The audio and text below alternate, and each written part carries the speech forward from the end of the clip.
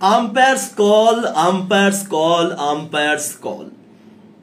Umpires কলের সামনে আটকে গেল বাংলাদেশ ক্রিকেট দল। দক্ষিণ আফ্রিকার বিপক্ষে একটা দারুণ লড়াই করা সত্ত্বেও শেষ পর্যন্ত জয়টা তাদের পক্ষে গেল না। আম্পায়ার্স কলের এই যে ব্যাপারটা হচ্ছে, বুঝতেই পারছেন কি নিয়ে কথা বলছি। আউট দিয়েছিলেন আম্পায়ার, তারপরে রিভিউ নেওয়ার পর যখন জানা গেল না ওটা আউট হয়নি, কিন্তু বল বাউন্ডারিতে চলে গেছিল এবং যেহেতু আম্পায়ার আউট দিয়েছেন বলটা ওখানেই ডেড বল। এই সম্পর্কে একটু কথা বলতে চাই। দেখুন, বিগত কয়েকটা বড় টুর্নামেন্টে যখনই বাংলাদেশ খেলেছে এরকম কিছু বিতর্ক তো আমরা দেখেইছি, একাধিকবার দেখেছি। টাইমড আউট এমন একটা জিনিস যেটা প্রথমবারের জন্য আমরা দেখলাম এরকম বড় মঞ্চে, এবং এই আম্পায়ার্স কলের যে ডেড বল দেওয়ার যে ব্যাপারটা, এটা আগেও দেখেছি আমরা, কিন্তু সেরকম কথা হয়নি সেই নিয়ে। এটা একটা বড় টুর্নামেন্ট, বড় ম্যাচ, এবং এইরকম ইম্পর্টেন্ট সময় এরকম একটা হাড্ডাহাড্ডি লড়াই চলছে, সেই সময় যদি এরকম সিদ্ধান্ত আসে তাহলে ব্যাপারটা নিয়ে আলোচনা হবে, ব্যাপারটা নিয়ে চর্চা হবে, তাই তো? এবার আপনাদের উদ্দেশ্যে আমার একটা ছোট্ট প্রশ্ন, ঠিক আছে? আপনারা এই জিনিসটাকে মানে একজন নিউট্রাল সাপোর্টার হিসেবে বলুন। আজকে ব্যাপারটা বাংলাদেশের বিপক্ষে গেছে বলে আপনি বলবেন যে না এটা উচিত নয়, সেই হিসাবে না, আপনি এমনি নিউট্রালি বলুন, এমনটা ধরেই বলুন। যদি আজ থেকে এক মাস পর বাংলাদেশের ফেভারে যায় ব্যাপারটা, তাহলে কি আপনি ব্যাপারটা সমর্থন করবেন? জাস্ট আপনাদের উদ্দেশ্যে আমার এই প্রশ্নটা, ঠিক আছে? এবার আসি এই ব্যাপারটা সম্পর্কে বলতে। ক্রিকেটে এটা একটা অদ্ভুত নিয়ম রয়েছে, যেটা আমি প্রথমবার হয়তো আগেও দেখেছিলাম, বাট আমার যতদূর মনে পড়ছে এটা আমি দেখেছিলাম সেই 2019 বা 2020 মেবি ছিল আইপিএল এর ফাইনালে, যখন লাস্ট বল করতে এসেছিলেন লাসিথ মালিঙ্গা, ব্যাটার ছিলেন শার্দুল ঠাকুর। মালিঙ্গা ওই সময় শার্দুলকে একটা বল করেছিলেন যেটা এলবিডব্লিউর অ্যাপিল করেছিল মুম্বাই, এবং আম্পায়ার আউট দিয়ে দিয়েছিলেন। এবং ওই মুহূর্তে দাঁড়িয়ে চেন্নাই যদি রিভিউ করার পর মানে বেঁচেও যেত, যদি রিভিউ করার পর চেন্নাই সুপার কিংস যদি ওই উইকেটটা তাদের নাও পড়তো, তাও কিন্তু ওই মুহূর্তে দাঁড়িয়ে তারা ম্যাচটা হেরে যেত। কারণ এই অদ্ভুত নিয়মটা অনুযায়ী আম্পায়ার হাত তুলে দিলেন মানেই ওই জায়গাতে দাঁড়িয়ে তোমার সিঙ্গেল হচ্ছে, 2 রান হচ্ছে, 4 রান হচ্ছে, যাই হচ্ছে, ওই রানটা আর কাউন্ট হবে না। আম্পায়ারের সিদ্ধান্তটাই ওখানে ফাইনাল, এবং তারপরে বলটা ডেড বল। এটা একটা অদ্ভুত নিয়ম বলা যেতে পারে। নিয়মটা আজকে বাংলাদেশের ফেভারে যায়নি বলে ব্যাপারটা নিয়ে অদ্ভুত বলার কারণ নেই। নিয়মটা আসলে অদ্ভুত। ক্রিকেটের আইসিসি রুল বুকে এরকম অদ্ভুত কিছু নিয়ম রয়েছে, এবং সেটারই ফল আজকে ভুগতে হয়েছে কিছু ক্ষেত্রে বাংলাদেশকে। ওই জায়গাতে দাঁড়িয়ে যে অ্যাপিলটা করা হলো, প্রথমত আম্পায়ারের ওটা ভুল ছিল, এবং আম্পায়ার একটা আঙুল তুলে দিয়েছিলেন। তার মনে হয়েছে যে ঠিক আছে আমি আউট দিচ্ছি, হ্যাঁ আমার মনে হয়েছে আউট, ঠিক আছে আউট। এবার তারপরে যখন রিভিউ নেওয়া হলো, প্রথমত এই জিনিসটা একটু ক্লিয়ার করা হোক যে রিভিউ যেহেতু নেওয়া হচ্ছে, এমন তো নয় যে জাস্ট রিপ্লে দেখে বলা হচ্ছে যে না এটা তো বল বাইরে গেছে। রিভিউ নেওয়া হলো, রিভিউ দেখে থার্ড আম্পায়ার একটা বিষয়ে সিদ্ধান্ত নিলেন, কিন্তু তিনি এটা দেখলেন না যে বলটা যেদিকে চলে গেছে, সে 4 হোক বা 2 হোক, 1 হোক, যাই হোক, সিঙ্গেলও যদি নেওয়া হয়, সেই রানটা তাহলে কাউন্ট কেন হবে না? এটা হচ্ছে একটা বড় প্রশ্ন। হরভজন সিং এই প্রশ্নটা বারবার তুলছিলেন যে কেন এই জায়গাতে দাঁড়িয়ে কেন 4টা গণ্য করা হবে না। এই যে রিভিউ যে ব্যাপারটা না, এই রিভিউ জিনিসটার স্বচ্ছতা নিয়ে কিন্তু প্রচুর প্রশ্ন রয়েছে। আমি আবারও বলছি, আপনি কোন দলকে সাপোর্ট করেন তার বেসিসে কিন্তু আমি কথাগুলো বলছি না। এই যে আইসিসি ব্যাপারে রিভিউ নেবার স্বচ্ছতার ব্যাপারে একাধিক প্রশ্ন চিহ্ন থাকবে। একদিন আগে আমরা দেখেছিলাম যে ওটা ছিল ওই ভারত এবং অস্ট্রেলিয়ার মধ্যে সম্ভবত টেস্ট সিরিজ, মনে আছে? ভারত অস্ট্রেলিয়ার মধ্যে গত বছর যে টেস্ট সিরিজটা ছিল, সেখানে অস্ট্রেলিয়ার উইকেট কিপার অ্যালেক্স ক্যারে তিনি একটা খুব চতুর একটা সিদ্ধান্ত নিচ্ছিলেন, বা বলা যেতে পারে একটু বেশ চালাক হয়েই কাজগুলো করছিলেন। তিনি ম্যাক্সিমাম ক্ষেত্রে অ্যাপিল করছিলেন, বল ক্যাচ আউট হোক বা না হোক, তিনি স্টাম্পে বলটা লাগিয়ে একটা অ্যাপিল করছিলেন স্টাম্পড আউটের, মনে আছে? তারপরে তো আইসিসি কে বাধ্য হয়ে নিয়মটা বদলাতে হলো, কারণ ওই সময় কি হচ্ছিল তিনি জানতেন বল হয়তো লাগেনি, বল হয়তো স্টাম্পে ঠিকঠাক জায়গায় লাগেনি, কিন্তু ওই যে তোমার কাছে মাত্র 3টে রিভিউ থাকছে টেস্টে, তুমি কেন খামোখা রিভিউ নষ্ট করবে? বা তোমার কাছে আর রিভিউ নেই, তুমি ওই রিভিউ নিয়ে কেন নষ্ট করবে? যদি বাই চান্স টেস্টে, যেটা খুবই সূক্ষ্ম ব্যাপার, বল মাঝে মাঝে ব্যাটে কানেক্ট মানে লেগে বল কিপারের হাতে চলে যায়, তাহলে সেই একটা জিনিস তুমি যদি তোমার পক্ষে যায়, বল যদি কিপারের কাছে ব্যাটে লেগে কিপারের কাছে আসে, কিন্তু তুমি রিভিউ নিতে পারছো না, চলো বলটা উইকেটে লাগিয়ে দিলাম, স্টাম্পিং এর অ্যাপিল করি, থার্ড আম্পায়ার তো রিভিউ করবেই, থার্ড আম্পায়ার অবশ্যই রিভিউ করবে, এবং সে রিভিউ করে সে জানতে পারবে যে না আচ্ছা বল ব্যাটে লেগেছিল, তাহলে আমি অ্যাপিল করছি স্টাম্পিং এর, কিন্তু ক্যাচ আউটের একটা ব্যাপার চলে আসছে। এবং আইসিসি কে পরবর্তীকালে বাধ্য এই নিয়মটা বদল করতে হলো। সুতরাং এই রিভিউয়ের ক্ষেত্রে বেশ কিছু জিনিস রয়েছে যেগুলো ক্লিয়ার নয়, যেগুলো নিয়ে একাধিক প্রশ্ন উঠতে পারে। এবং ঠিক এই জিনিসটাও একটা, এই যে আজকে যেটা হলো এটাও কিন্তু একটা বড় জিনিস। আম্পায়ার্স কল বরাবরই এরকম কনফিউজিং। হ্যাঁ, আম্পায়ার্স কল, এই যে নাসির হোসেন আম্পায়ার্স কলকে নিয়ে একটা বেশ ভালো মতন এক্সপ্লেনেশন দিয়েছিলেন, সেখানেও বেশ কিছু টপিক উল্লেখ করতে হয়, সেখানেও কিছু প্রশ্ন থেকে যায়। তিনি বলেছিলেন যে আম্পায়ার্স কল যেটা দেওয়া হয়, আম্পায়ার্স কল ভেবে যেটা দেওয়া হয়, মানে বল উইকেটে লাগছে, মানে অনেকেই দাবি করেন যে বল উইকেটের কানায় লাগুক, পুরো লাগুক, কম লাগুক, নিচে লাগুক, যেখানেই লাগুক, বল তো উইকেটে লাগছে, তাহলে ভাই আম্পায়ার্স কল কেন দিচ্ছ, ক্লিয়ার আউট দাও। এই জায়গাতে দাঁড়িয়ে নাসির হোসেন একটা বেশ একটা ভিজুয়াল নিয়ে একটা খুব সুন্দরভাবে এক্সপ্লেন করে বলেছিলেন যে আম্পায়ার্স কল, বল যে উইকেটে লাগবে, বল তো প্যাডে লেগেছে, এলবিডব্লিউ অ্যাপিলের ক্ষেত্রে বল তো প্যাডে লেগেছে, বল উইকেটে লাগেনি। সুতরাং বল প্যাডে লাগার পর উইকেটে লাগতে পারে, এই পারের ব্যাপারটাকে বোঝানোর জন্য আম্পায়ার্স কল জিনিসটা রাখা হয়েছে এবং তার একটা এরিয়া রাখা হয়েছে। এই এরিয়ার মধ্যে বল থাকতে পারতো, আবার এই এরিয়াতেও বল যেতে পারতো। ধরুন একটা এরিয়া, বল গিয়েছে এক্স্যাক্টলি ওই জায়গাতেই লাগবে, লাস্ট মোমেন্টে বল হাওয়ায় কেটে যাবে না, বা বল গিয়ে স্টাম্পে লাগার পর বেল পড়বেই, তার কোনো গ্যারান্টি নেই, এবং সেই কারণে এই আম্পায়ার্স কলের নিয়মটা রয়েছে। ঠিক আছে, মানা যেতে পারে যে এই কারণে আম্পায়ার্স কল রাখা হয়েছে, কিন্তু এটুকুনি তো সবাই একেবারে এক বাক্যে স্বীকার করবেন যেটা কোনোদিনও 100% কোনো সিদ্ধান্ত দিতে পারে না, 100% সঠিক সিদ্ধান্ত দিতে পারে না। একটা আম্পায়ার্স কল কোনোদিনও 100% সঠিক সিদ্ধান্ত দিতে পারে না, কারণ হবে, লাগতে পারে, হতে পারতো, উইকেট বেল পড়তে পারতো, এই জিনিসগুলো চলে আসছে। সুতরাং এটা অবশ্যই একটা বিতর্কিত জিনিস আম্পায়ার্স কল, কিন্তু তার মধ্যেও যদি কিছু স্বচ্ছতা রাখা যেতে পারতো সেটা কিন্তু এই ক্ষেত্রে করা যেতে পারতো। এই যেটা আজকে হলো যে বল, ঠিক আছে তুমি অ্যাপিল করেছো, খুব ভালো কথা, তুমি অ্যাপিল করেছো খুব ভালো কথা, কিন্তু আম্পায়ার আউট দিয়েছেন মানে তারপরে তোমার ওই 4টা কাউন্ট হবে না, এটা কি নিয়ম? এটা কি নিয়ম বলুন? এই যে আমি এই বেসিসেই যদি ওই আর একটা উদাহরণ দিই, ধরুন ব্যাটার একটা 6 মারার চেষ্টা করেছে কিন্তু ক্যাচ ধরে নিয়েছেন ফিল্ডার, এবার ক্যাচ ধরতে গিয়ে তার পা হয়তো বাউন্ডারি লাইনে লেগে গেছে, বা হয়তো তার বলটা হয়তো মাটিতে একটু টাচ লেগে গেছে, ঠিক আছে। এবার আম্পায়ার ধরুন আগে থেকে আউট দিয়ে দিলেন, আগে যে ব্যাপারটা ছিল সফট সিগন্যালের যে ব্যাপারটা ছিল, বা ধরুন আম্পায়ারের মনে হয়েছে আউট, তারপর রিভিউ করা হচ্ছে।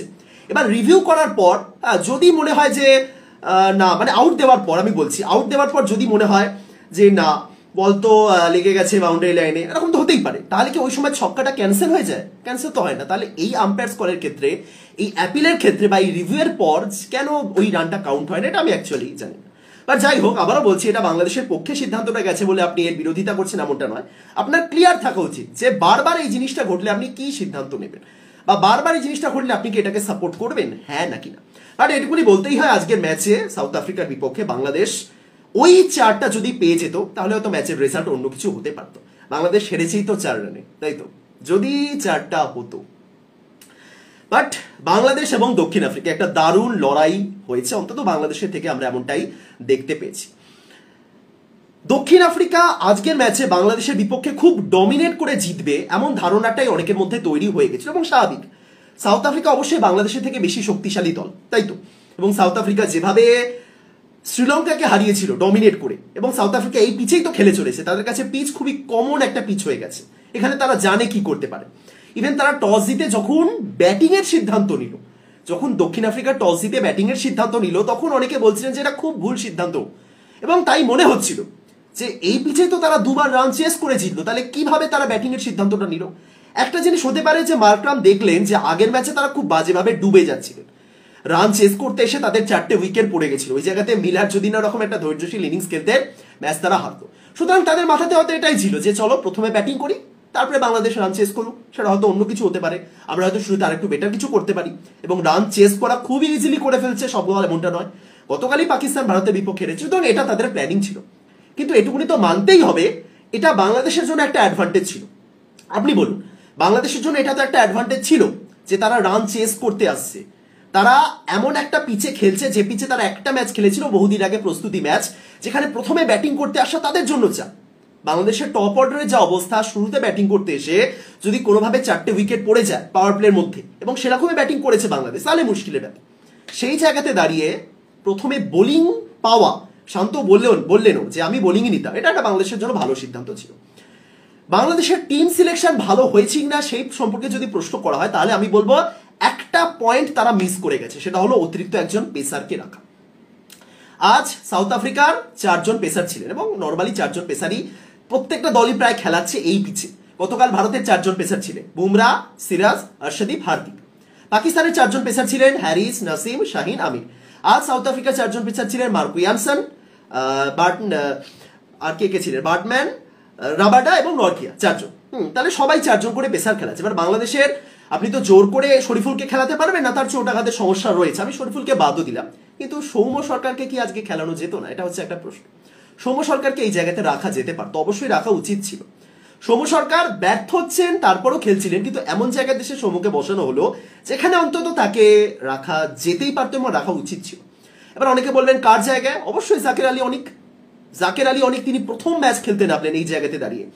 আজকে জাকের আলী অনিকের ইনিংস হয়তো অনেকে বলতে পারেন যে সিচুয়েশন অনুযায়ী রান সিঙ্গেল নিয়ে নিয়ে ঠিকঠাক খেলছিলেন, কিন্তু আপনি যদি জাকেরের ইনিংসটা বা শর্ট সিলেকশনগুলো দেখেন, সাউথ আফ্রিকা পুরো লেগ সাইডে ফিল্ডার সাজিয়ে রেখেছে, কিন্তু তাও অফ স্টাম্পের বাইরের বলও সেই টেনে টেনে লেগ সাইডেই পাঠাচ্ছিলেন এবং হয়তো ওভাবে 2টো রানও নিয়েও নিচ্ছিলেন। ওভাবে বারবার ফিল্ডারকে দৌড়ে বলগুলো কালেক্ট করতে হচ্ছিল, 2খানা করে রান হয়েও যাচ্ছিল, কিন্তু বিশ্বাস করুন অফ সাইডে ওর থেকে বেটার শট তিনি কিন্তু খেলতে পারতেন যদি তার হাতে সেই রেঞ্জগুলো থাকতো, সেটা কিন্তু জাকিরের মধ্যে মিসিং। সৌম্য সরকারকে আজকে যদি খেলানো হতো এক্সট্রা কি অ্যাডভান্টেজ পেত? ব্যাট হাতে সৌম্য কতটা কি করতে পারতেন সে বিষয়ে নিশ্চয়তা নেই। সৌম্য এর আগে কখনো ভালো খেলেছেন, কখনো ডুবিয়েছেন, 50-50, কিন্তু বল হাতে যদি 2টো বা 3টে ওভারও করতে পারতেন সেটা কিন্তু একটা ভালো সিদ্ধান্ত হতে পারত, রাইট? এবার আমি যদি বলি যে ঠিক আছে বাংলাদেশ পেসার খেলায়নি, তাহলে স্পিনারের ব্যাপারটা, মাহমুদুল্লাহ রিয়াদ একজন অফ স্পিনার হিসেবে আজকে 3টে ওভার করে গেলেন। 3টে ওভার করেছেন তো, সাকিবের একটা ছিল, অপরদিকে মাহমুদুল্লাহ 3টে ওভার ছিল, মাহমুদুল্লাহ 3টে ওভার। এবার এই জায়গাতে আপনি যদি সাকিবকে দিয়ে বোলিংটা নাই করান এবং সাকিবের ব্যাট হাতে ফর্ম খুবই ভালো চলছে, আপনি এই জায়গাতে আমাকে বলতেই পারেন যে সাকিব আল হাসান এত বড় মাপের প্লেয়ার, তাকে বাদ দেওয়া যায় না। হ্যাঁ, আমি বলছি অবশ্যই বড় মাপের প্লেয়ার, কিন্তু আপনার যদি প্ল্যানিংয়ে এমনটাই থেকে থাকে যে এই পিচে আপনি অফ স্পিনারকে খেলাবেন, তাহলে কি মেহেদিকে একটা ট্রাই করানো যেতে পারতো, শেখ মেহেদিকে, যেখানে আপনি সৌম্যকেও নিলেন না, যেখানে আপনি আরেকজন অতিরিক্ত বোলার খেলানোর সুযোগ রয়েছে সেটাও রাখলেন, এবং রাখলেন জাকের আলী অনিককে। জাকের আলী অনেক অবশ্যই ভালো ব্যাটার হিসেবে ঠিক আছে, কিন্তু তিনি কি অপরিহার্য ছিলেন এই টিমে? না, তিনি একজন কিপার যে কিপিং এর কাজটা রিটার্ন করে দিয়েছেন, রিটার্ন আগেও করেছেন এবং আজকেও রিটার্ন করেছে। সুতরাং জাকের আলী অনিকের আজকে ভূমিকাটা ছিল জাস্ট একজন ফিনিশার হিসেবে, এবং এমন সময় তাকে আসতে হতো যখন কিন্তু ম্যাচ উইনিং একটা সিচুয়েশন রয়েছে, নয়তো তাকে আসতেই হতো না। আপনি জাকের আলীর যে ব্যাটিং অর্ডার আপনি ভাবুন, 7 নাম্বার, আজকে যে রানটা তারা তুলেছে, বা শুরু থেকে আমি যদি বলি এই যে সিচুয়েশনটা রয়েছে, খুব খারাপ সিচুয়েশন না হলে কি জাকের আলী অনিককে আজকে নামতে হতো? আমি প্রথমে ব্যাটিং এর ক্ষেত্রে বলছি, পরে ব্যাটিং এর, 2 ক্ষেত্রেই বলছি। আপনি যদি প্রথমেও ব্যাটিং করতেন, যদি বাংলাদেশ প্রথমে ব্যাটিং করতো, খুব খারাপ সিচুয়েশন না আসলে কি জাকের আলীকে ব্যাটিং করতে আসতে হতো? হতো না। এবং আরো একটা জিনিস, যদি সত্যি আসতে হতো তাহলে কি হতো? তাহলে হতো তোমার একটা খুব চাপের মুহূর্ত তৈরি হয়েছে। জাস্ট এই 2টো সিচুয়েশনই হতে পারতো, এক, নয় তোমাকে ব্যাটিং করতে আসা দরকারই পড়তো না, নয়তো যদি আসতে হতো তাহলে এমন সময় তোমাকে নামতে হতো যখন টিমের কিন্তু একটা উইনিং সিচুয়েশন রয়েছে, এবং দ্বিতীয়টাই হলো। এবং জাকের আলী অনিক এই সমস্ত সিচুয়েশনে কিন্তু অনভিজ্ঞ। সাউথ আফ্রিকার বিপক্ষে এরকম বড় ম্যাচে তিনি ফিনিশ করতে আসছেন, এটা কিন্তু চাপের ব্যাপার তার জন্য। সুতরাং জাকের আলী এই জায়গাতে একজন অপরিহার্য ক্রিকেটার লাগবে, বা যিনি বড় ম্যাচ বার করে দেবেন এরকম ক্রিকেটার ছিলেন না। তাহলে আপনাকে রিস্ক নিতে হতো, নয় সৌম্যকে নামাও, নয়তো একজন অতিরিক্ত অফ স্পিনারকে নামাও, যেখানে তুমি মাহমুদুল্লাহকে দিয়ে 3টে ওভার করেইছো। তুমি সাকিব আল হাসানকেও বসাতে পারতে, যেটা সম্ভব নয়, সম্ভব না, সহজ নয় আমি জানি, বাট স্টিল যেখানে কারোর ভূমিকা নিয়ে প্রশ্ন উঠছে সেখানে তুমি কিন্তু একটা রিস্ক নিতে পারতে, এবং সৌম্যকে খেলানো অবশ্যই উচিত ছিল। সৌম্য একজন মিডিয়াম পেসার হিসেবে যদি 2 থেকে 3টে ওভারও করতে পারতেন না, আরো বেটার হতে পারতো। 4 পেসার কিন্তু দরকার ছিল। বাংলাদেশের পাওয়ার প্লেতে যত ভালো বোলিং হয়েছে, কেন হয়েছে? পেসাররা সুবিধা পেয়েছে। এবং বিশ্বাস করুন এই পিচে নিউজিল্যান্ডের সঙ্গে সিরিজটা মনে আছে, সৌম্য দারুণ বোলিং করেছিলেন, সেখানে সৌম্য সরকারকেও মনে হচ্ছিল একদম গ্লেন ম্যাকগ্রা। ক্রিকবাসে এরকম বড় বড় করে লেখা হয়েছিল যে এই সৌম্য সরকারকে দেখে মনে হচ্ছে প্রাইম অস্ট্রেলিয়ান বোলাররা বোলিং করছে, পেসাররা। সুতরাং সৌম্য সরকার হ্যাঁ হয়তো 4-5টা উইকেট পেতেন না, সেটা আমি বলছি না, কিন্তু করতেন, ভালো বোলিং করতেন, ঠিক আছে। সুতরাং কিছু ক্ষেত্রে গিয়ে টিম সিলেকশনে একটু তো ফল্ট ছিলই বাংলাদেশে, এটুকুই বলা যায়। বাট স্টিল বাংলাদেশের 3 পেসার যেভাবে বোলিং করেছেন, 3 পেসার, মুস্তাফিজুরকে আপনি কোনোভাবে ইগনোর করতে পারেন না। এই যে লাস্ট বল পর্যন্ত ফাইট হয়েছে, এর একটা বড় কারণ মুস্তাফিজুর রহমান। লাস্ট ওভারে কেশব মহারাজের কাছে কি বোলিং করেছে, মহারাজও যেন লাস্টের দিকে গিয়ে একটা ভেবেই নিয়েছিলেন যে আমি 4-5টা ডট খাইয়েছি, চলো আমি ম্যাচ জেতাবো। বাট লাস্ট ওভারে মুস্তাফিজুর রহমান দারুণ বোলিং করেছেন, দারুণ এক কথা। এবং তার আগে তাসকিন এবং তার সাথে তানজিম হাসান সাকিব। তানজিম হাসান সাকিব এই মুহূর্তে অ্যাগ্রেশনের দিক থেকে বাংলাদেশ টিমটাতে একটা আলাদা জোশ নিয়ে আসে। বরাবরই আমি অ্যাগ্রেশনের ফ্যান, বাকি সমস্ত কিছু বাদ দিন। আপনি কি করছেন, আপনার ক্রিকেটের বাইরে কি সিচুয়েশন, আপনি কি মন্তব্য করছেন, আপনি কি আচরণ করছেন, আপনার কি বিহেভ, সেই সমস্ত আলাদা জিনিস, সেগুলো নিয়েও চর্চা হওয়া উচিত। বাট আমি যদি ক্রিকেটের ব্যাপারটাতে ফোকাস করি, তানজিম হাসান সাকিবের মধ্যে যে অ্যাগ্রেশন রয়েছে দারুণ। এই অ্যাগ্রেশনটা কারোর মধ্যে থাকলে না এটা টিমের মধ্যে ছড়িয়ে পড়ে, এবং এই অ্যাগ্রেশনটা দরকার। বাংলাদেশের আন্ডার-19 পেসার মারুফ মৃধা, তার মধ্যে সেম অ্যাগ্রেশন আমি দেখেছি, এবং এগুলো দরকার। অনেকে এই অ্যাগ্রেশনগুলো পছন্দ করেন না, যেমন কালকে মোহাম্মদ সিরাজ বলটা নিয়ে থ্রো করেছেন, যেটা রিজওয়ানের হাতে লাগলো। চারদিকে কি সমালোচনা, সিরাজ বাজে প্লেয়ার, সিরাজ অভদ্র, সিরাজের আচরণ ভালো নয়, বদ প্লেয়ার।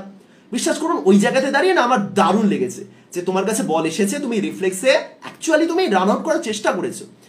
কি খামোখা তো তিনি রিয়াকশন দেয়নি। তার কি উদ্দেশ্য ছিল বলটা রিজওয়ানের মাথায় ছুড়ে মারা যাতে তার চোট লাগে? না, তার টার্গেটই ছিল বলটা উইকেটে স্টাম্পে মারা। তাহলে এটা অ্যাগ্রেশন, এটা প্রপার অ্যাগ্রেশন, এবং ক্রিকেটের মধ্যে পড়ছে।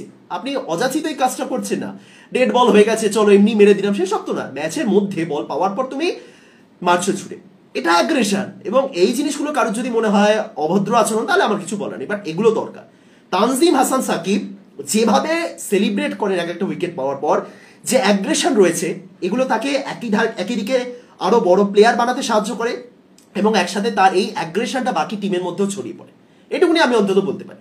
আপনার দুজন স্ট্রাইক বোলার তানজিম এবং তাসকিন, তারা যেভাবে অ্যাগ্রেশন দেখাচ্ছে, এটা কিন্তু অপোনেন্ট টিমকেও চাপে ফেলে দেবে। এটা সিম্পল ব্যাপার।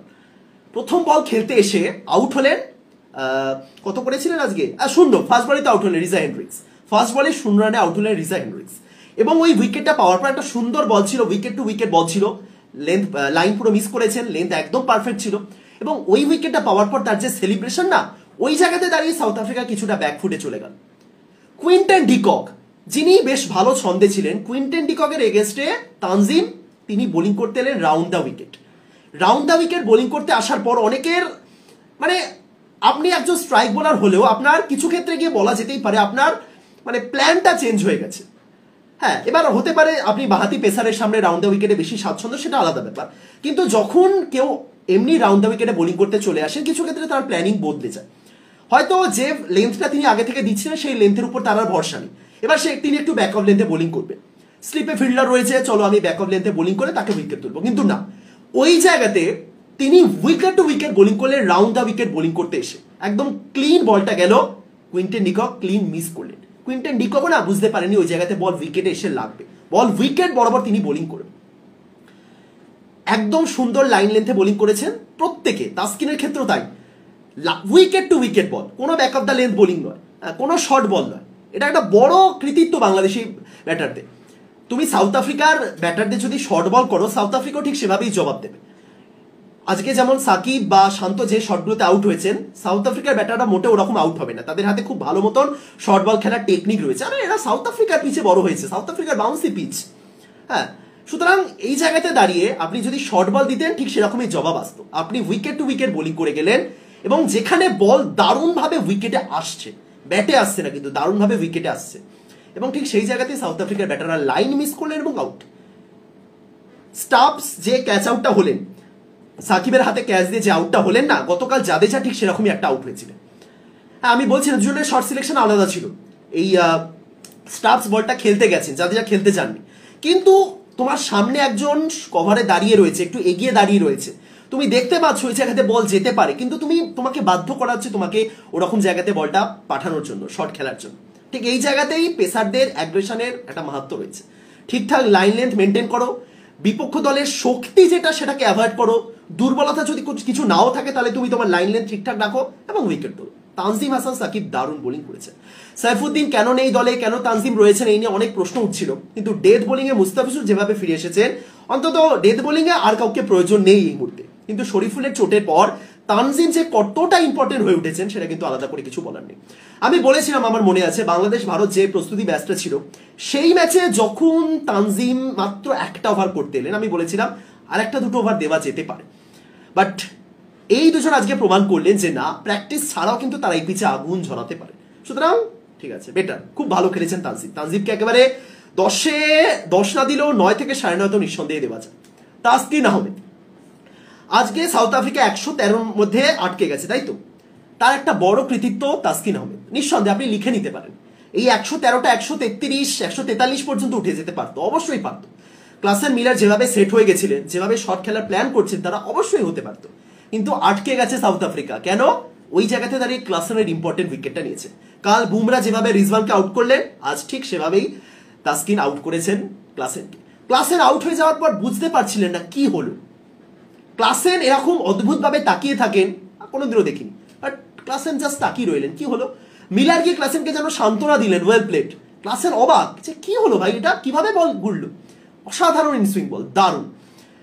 তারপরে মিলারকে রিশাদ আউট করলেন, এরা দারুণ স্পিন বোলিং, মানে একজন স্পিনার, বাংলাদেশি স্পিনার এরকম বোল্ড করছেন, বাংলাদেশি স্পিনারের বল টার্ন খাচ্ছে, প্রপার লেগ স্পিন দিচ্ছেন। আগের ম্যাচও দেখেছি, এই ম্যাচও দেখলাম, এগুলো কিন্তু বাংলাদেশের অ্যাডভান্টেজ। ম্যাচ তারা হেরেছে, একটা ইজি ম্যাচ কঠিন করে হেরেছে, সেটি আপনি হাজারটা ট্রোল করতে পারেন, সেই বিষয়ে আসছি পরে, বাট যে পজিটিভ জিনিসগুলো সেগুলো আপনি ইগনোর করতে পারবেন না। রিশাদ এই মুহূর্তে বাংলাদেশের অন্যতম শ্রেষ্ঠ আবিষ্কার, একজন লেগ স্পিনার হিসেবে তিনি এবারে টি-20 বিশ্বকাপে যেভাবে উঠে এসেছেন। আমি আবারও বলছি, আপনি রিশাদ হোসেনকে প্রশংসা করতেই পারেন তার ব্যাটিং এর জন্য, হাসানকাকে 3টে ছক্কা মেরেছে, কিন্তু রিশাদের পরিচয় ওটা হওয়া উচিত নয়। রিশাদ একজন লেগ স্পিনার, তার পরিচয়টা এভাবেই হোক। নয়তো তুমি একজন বোলিং অলরাউন্ডার, ব্যাটিং অলরাউন্ডার, সেভাবেই তোমাকে, বোলিং অলরাউন্ডারও না, ব্যাপারটা হলো তুমি একজন অলরাউন্ডার, তুমি ব্যাটিংও করতে পারো, বোলিংও করতে পারো, সেভাবেই তাহলে তার নামটা হবে না। তিনি লেগ স্পিনার, তাকে লেগ স্পিন করতে হবে, তাকে উইকেট তোলার চেষ্টা করতে হবে। রিশাদ আজকে 2টো ছক্কা খেয়েছেন, ক্লাসেনই তো মারলেন, ক্লাসেন মারলেন রিশাদকে ছক্কা। বিশ্বাস করুন ওই জায়গাতে দাঁড়িয়ে রিশাদের মনোবল ভেঙেছে কিনা আমি চাই না, বাট আমার অন্তত মনে হয়নি যে এই জায়গাতে দাঁড়িয়ে রিশাদের মনোবল ভেঙে যাওয়া উচিত।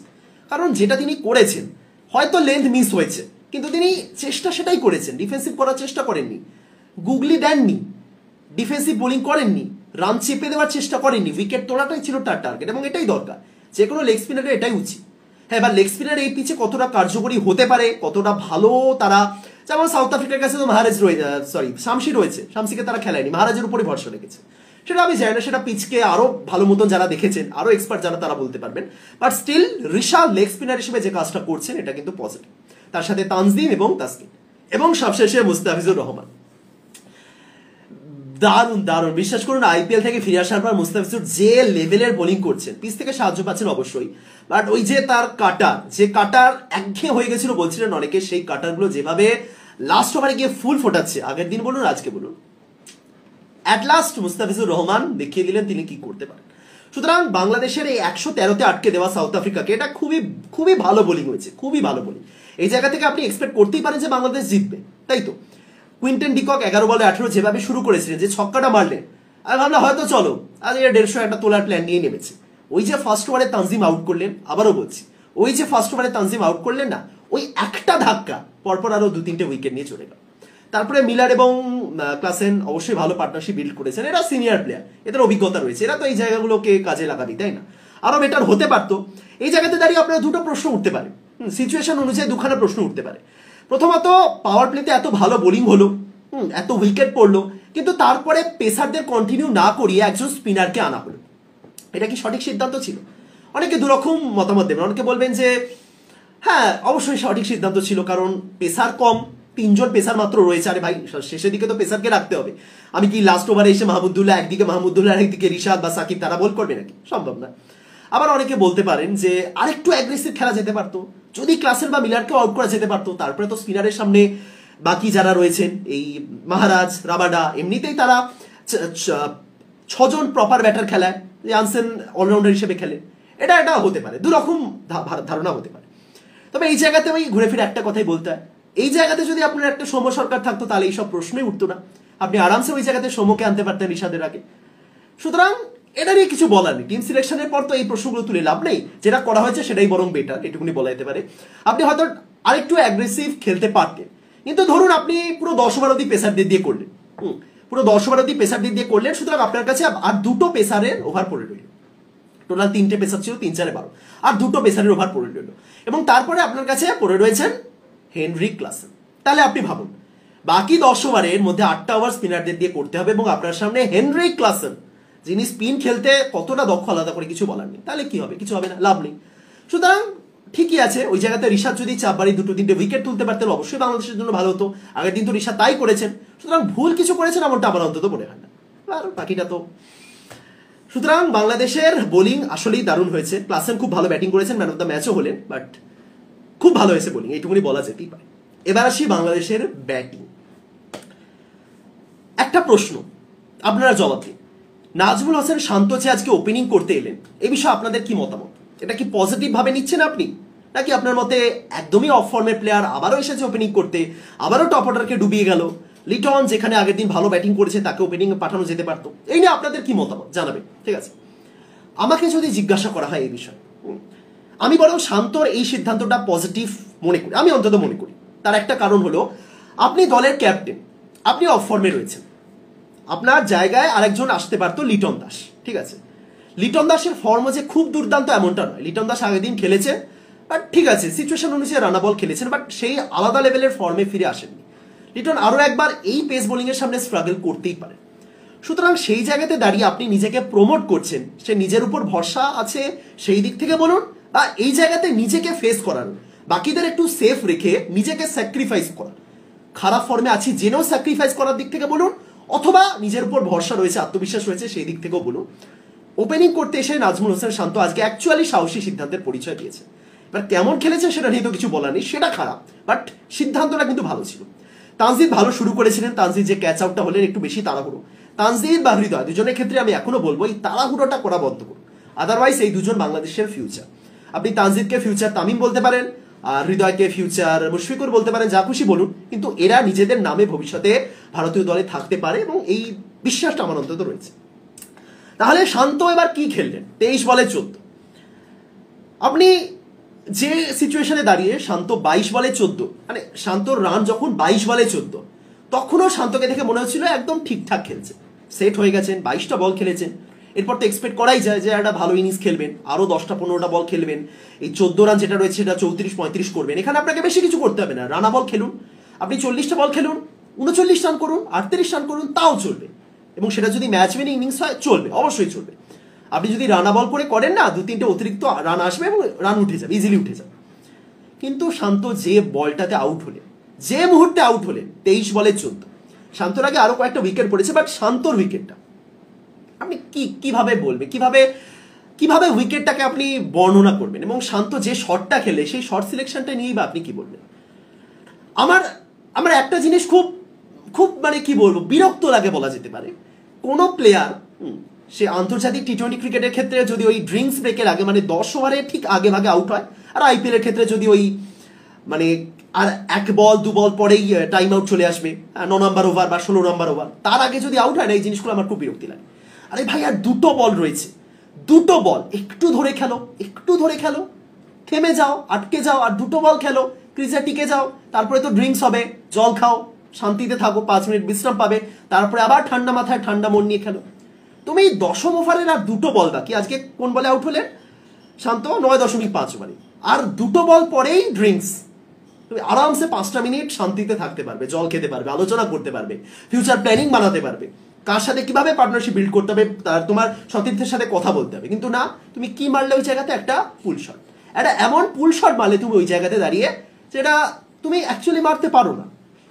বাংলাদেশি প্লেয়াররা পুল শটে কতটা দক্ষ, কতটা পারদর্শী, পুল বলুন বা হুক শট যা খুশি বলতে পারেন, ওই জায়গাতে শর্ট বল এসেছেন, আপনি হুক শটও ট্রাই করতে পারেন, কিন্তু আপনি কতটা দক্ষ, কতটা ভালো খেলতে পারবেন আপনার নিজের উপরে কনফিডেন্স নেই, কিন্তু আপনি মারছেন।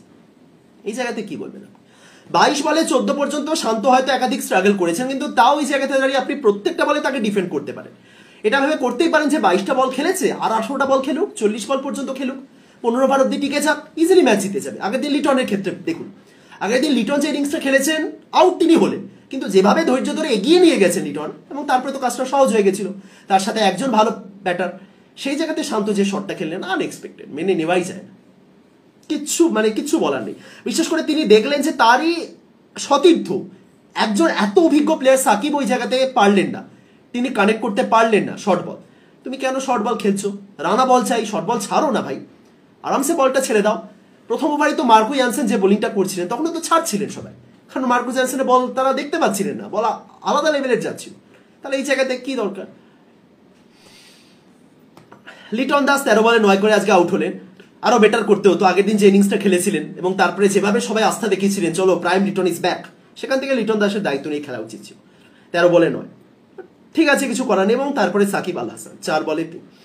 মেবি সাকিব তার কেরিয়ারের সবচেয়ে খারাপ সময় দাঁড়িয়ে, আমি জানি না এর আগে সাকিবের কেরিয়ারে এত খারাপ সময় এসেছে কিনা, বাট এর চেয়ে খারাপ ফর্মের সাকিব আল হাসানকে ব্যাট হাতে এবং বল হাতে, মানে বল হাতে আমি আগের দিনও বলেছি এবং আজও একই কথা বলবো, বল হাতে সাকিবের ফর্মে ফিরতে বেশি দিন লাগবে না, বেশি ম্যাচও লাগবে না, কিন্তু বল পাচ্ছেন না, তাকে ক্যাপ্টেন বোলিং দিচ্ছেন না, তাকে বোলিং দেওয়া হয়নি।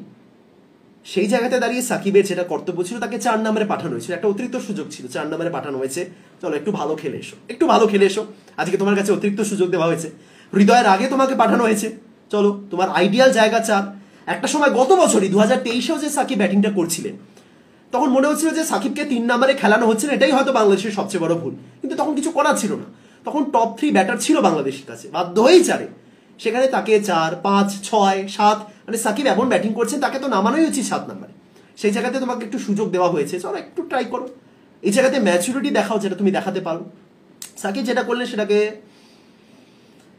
স্টিল সাকিব আল হাসান বাংলাদেশের একজন স্বনামধন্য ক্রিকেটার, তার প্রচুর ফ্যান রয়েছে, বাট এটা তো আপনি এগ্রি করবেনই যে এই ব্যাটিংটা হচ্ছে না।